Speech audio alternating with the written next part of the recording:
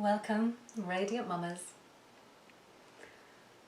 At some point during your pregnancy, the issue of pelvic floor exercises will arise. And if your baby is here, then it's even more important to retone and re-strengthen the muscles that support your lower abdominal organs.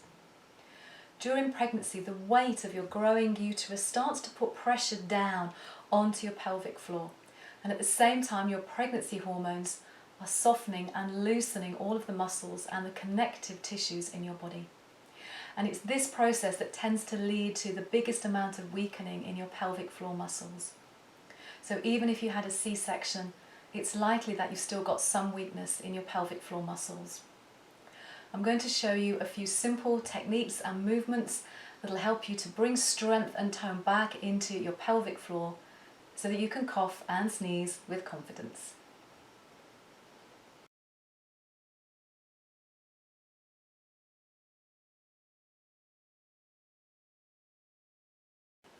The first thing I'm going to do is talk through how to actually find your pelvic floor muscles. This is often one of the hardest things for women to do.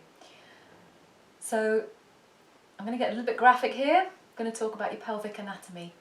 So you've got 3 outlets, or women have 3 outlets in the lower pelvic floor cavity. One is for the bowel, one is for the vagina, and one is for the bladder. So you need to be able to squeeze or at least locate all 3 of these sphincter muscles because they're all embedded in your pelvic floor.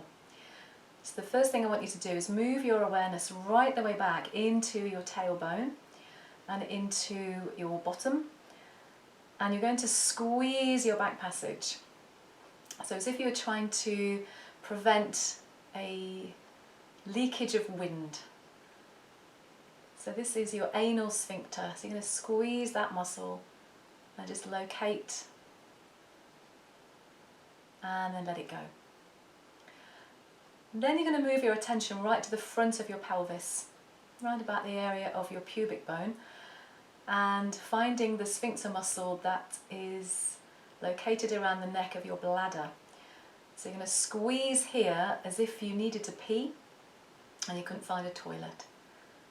So lifting and squeezing the sphincter around the neck of the bladder or around the urethra, and locating that sphincter at the front of the pelvis. And then releasing. And now you want to find a sensation right in between the 2. So in between the back and the front that you've just been squeezing, and squeeze right up in the centre. So you might feel this one moving a little bit up into the abdomen as well. So there is a little bit of abdominal muscle that kicks in when you get right up into the deeper pelvic floor. So you might feel a difference. You might feel something here. And this is the one we're looking at. So this is the one that we want to work. It's the one that sits in the middle of the bowel and the bladder sphincter. Okay, so now you've located your pelvic floor. I'm going to talk you through a few squeezing movements. These are the most commonest of all the pelvic floor movements that we think about. They're sometimes called Kegels. And you're not going to see me do anything at all. You're just going to have to listen to the instructions and just do them by yourself. So the first thing you're going to do is locate that pelvic floor action again of lifting and squeezing. And then you're going to relax it. So that's your first exercise. You need to do about 100 of these every day. And the hardest thing is going to be to remember to do them.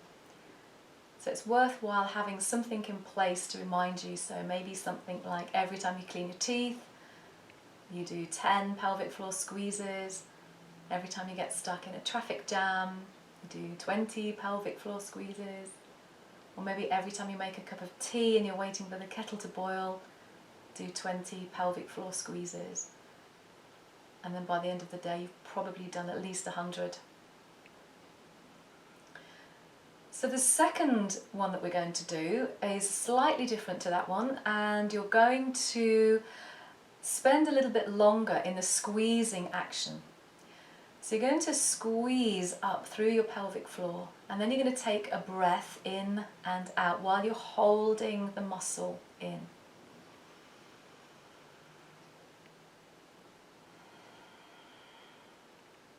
And once you've breathed out, you relax the pelvic floor. And then you go again. So you lift and squeeze the pelvic floor. And then you're going to hold it in place while you take 2 breaths.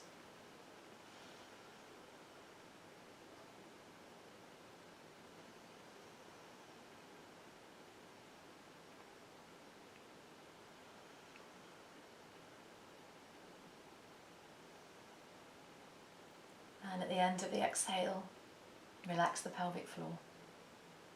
You're going to do the same again, lifting and squeezing, but this time you're going to hold it in place for 3 breaths. And I don't want you to do any cheating, so don't breathe quicker, just so that you can get to the end of the count sooner. Make the breaths exactly the same length. If you find that your pelvic floor has given up before you've got to the end of the breath, or the amount of breaths that you're doing, don't worry, just stick with the one that you're competent with and then keep moving towards the next one. This is how you're going to develop the strength in your muscle. And then the last one you're going to do is to hold for 4 breaths. So lifting and squeezing the pelvic floor, and then taking 4 long, slow breaths with the pelvic floor muscles engaged. So as well as helping with things like urinary incontinence or leaky bladder, which is something that's really common in pregnancy and in the postnatal first year or so, doing the pelvic floor exercises is also helping to support all of your lower abdominal organs, particularly into later life when women are in much more danger of having prolapse. The third thing is there is some evidence to suggest that it might help the perineum to stretch. So during the delivery of your baby, at the point when the baby's head is crowning, you might find that the tissues there are a little bit more elastic if you've been doing your pelvic floor exercises. So once you've done that, there's one final set of squeezes that you can do, and you can just mix and match these ones up just for a bit of variety. So the next one is the elevator. You're going to imagine that your pelvic floor is a lift or an elevator, and you're going to start on the ground floor, and then you're going to pull the pelvic floor up to the first floor and just hold it there, and then pull the pelvic floor up to the second floor and hold it there. And then you're going to pull the pelvic floor up to the third floor. So now you might find it's getting a little bit trickier. And then finally pull the pelvic floor up to the penthouse. And then we're going to go back down each floor slowly, and this is probably going to be a lot harder. So you're going to go back down to the third floor. Back down to the second floor. Back down to the ground floor, the first floor, and then down to the ground floor, and hopefully maintaining as much control as you can all the way down. Okay, we're going to do that one again. So lifting up to the ground floor first of all. So here you're at about 25% of your full squeezing capacity, and then up to the second floor. So you want to be at about 50% here. Squeezing harder, lifting the pelvic floor a little bit higher up to the third floor so that you're at 75%. And then finally squeezing right up to the penthouse. 100% of your pelvic floor squeezing capacity here. And then going down, so losing about 25%. And then losing another 25%, taking you back to the second floor. Losing another 25% at the first floor. And then relaxing all the way down to the ground floor. So that's your first set of pelvic floor exercises. So do as many of those as you can. every day for the rest of your life.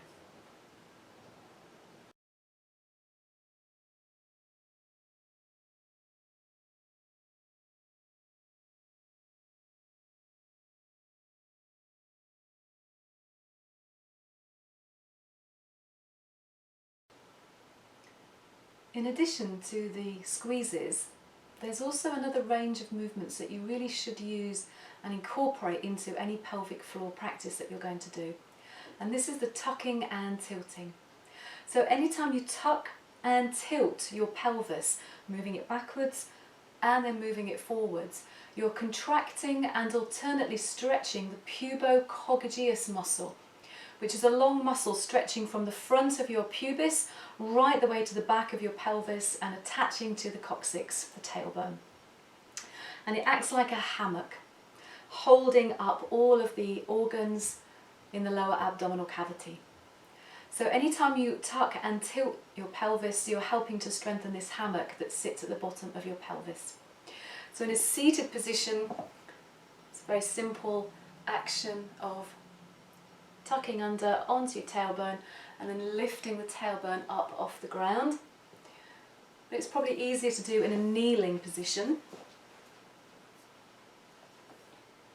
So you're tucking under and lifting, tucking the tailbone under and lifting, tucking under and lifting. So each time you do the tuck and tilt practice, you want to aim for about 25 repetitions each time. And we're going to look at a different range of positions that you can do this same movement in.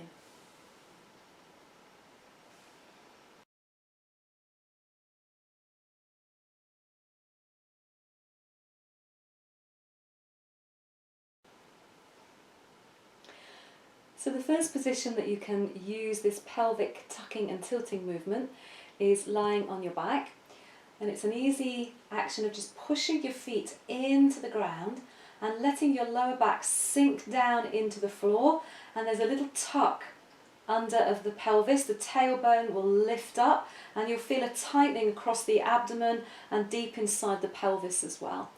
And then on the in-breath you relax. So on the out-breath you push into the feet, let the lower back press into the ground, and on the inhale, release. So you can do about 10 of these. If I move my arms, you might be able to see the lower back as it moves into the ground on the out-breath during the strong part of the action, and then the release on the in-breath when the lower back rises back to its natural curve when it lifts away from the ground. And this is a really good one also to tone the buttock muscles and all of your pelvic girdle muscles. So it's a really good one to do not just for your pelvic floor, but particularly during pregnancy and postnatally, to keep the pelvic muscles strong.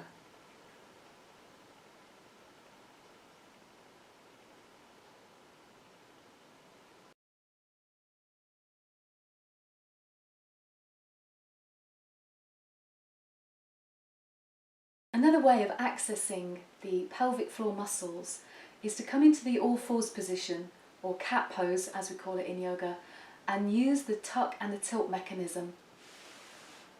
So coming up onto your hands and onto your knees. And normally in cat pose we would round the back and push the spine up to the ceiling, and the pelvis would tuck under as a consequence of moving the spine. But for the pelvic floor action of tucking and tilting, we want to keep the spine as neutral as possible, and the work is just going to happen in the pelvis. So you're going to tuck the tailbone under and then lift the tailbone. Tuck the tailbone under and lift the tailbone. And you can do this as quickly as you feel is comfortable, doing about 25, tucking and tilting just the pelvis. So the action comes from moving the tailbone. So the tailbone tucks under, tailbone lifts, tailbone tucks under, tailbone lift. So you can see there isn't very much happening in my back. It's not as deep a movement as we would do if we were doing cat pose.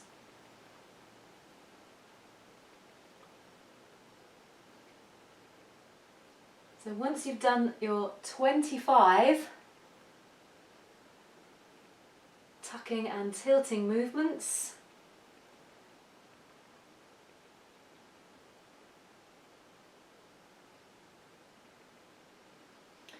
you can just come and rest into child pose.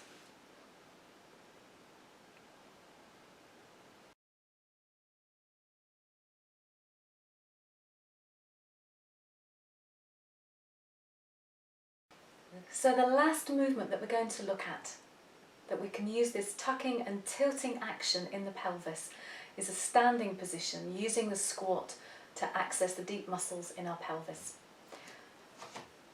So as you breathe in, you're going to take your weight all the way back into your heels. Let the tailbone stick all the way out. Now you can take your arms out in front, or you can bring them onto your thighs, whichever feels the most comfortable for you. And then when you breathe out, you tuck the tailbone under and you straighten all the way back up. So breathing in, tilting the pelvis, sticking at the tailbone, breathing out, tucking the tailbone back under and straightening up. Now if you combine this with the internal squeeze that we looked at earlier, then you get a double whammy and a deeper way of strengthening all of the muscles in your pelvic floor.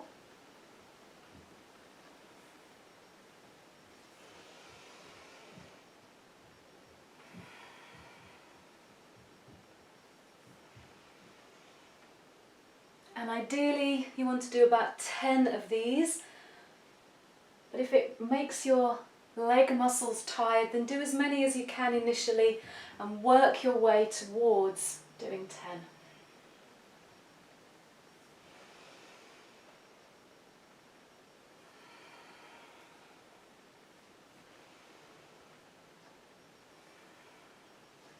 I think that's about 10. So you can mix and match all of those different methods up and choose a few every day, and hopefully that'll keep your pelvis nice and strong for the rest of your life.